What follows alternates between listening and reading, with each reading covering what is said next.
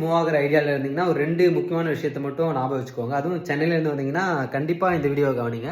So first என்னன்னா மணி. So பேசிக்காக நீங்கள் வந்து சென்னையே எக்ஸ்பென்சிவான சிட்டின்றது தான் கேள்விப்பட்டிருப்போம். பட் பெங்களூர் அதை விட கொஞ்சம் காஸ்ட்லியாக தான் இருக்குது. ஃபார் எக்ஸாம்பிள் நீங்கள் அங்கே 20-25 வாங்குறீங்க, மேனேஜ் பண்ண முடியும்னா இங்கே ஒரு 30,000 ஆச்சும் ஆகும். லைக் நான் கரெக்டாக சொல்கிறேன்னு தெரியல.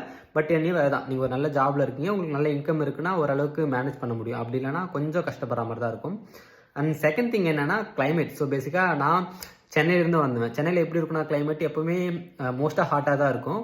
பட் இங்கே அதுக்கு அப்படியே ஆப்போசிட்டாக தான் இருக்குது. பிகாஸ் ஸ்டில் இன்னும் அடாப்ட் ஆகுமாலாம் எனக்கு தெரியவே இல்லை. ஏன்னா லைக் டைம் இப்போது 12:01 ஆகுதுன்னு நினைக்கிறேன். இன்னுமே ஹூடி போட்டு தான் சுற்றிட்டு இருக்கேன். ஏன்னா இந்த ஹூடியை கயட்ட கூட முடியல, அந்த அளவுக்கு தான் இருக்குது இங்கே கிளைமேட். பேசிக்காக எனக்கு அப்படி இருக்கா இல்லை எல்லாருக்கும் அப்படி இருக்கான்றதுல எனக்கு ஐடியாவே இல்லை. ஸோ இதான், இந்த 2 முக்கியமான விஷயம் மட்டும் தெரிஞ்சுக்கிட்டா போதுமான. அதுவும் சென்னையிலேருந்து வரீங்கன்னா கிளைமேட்டே பார்க்கணும். ஏன்னா உடம்பு அடிக்கடி சரியில்லாமல் போகும், கோல்டு பிடிக்கிற மாதிரி இருக்குது. ஸோ அந்த மாதிரி விஷயங்கள் தான். ஸோ அதுதான். Bye by.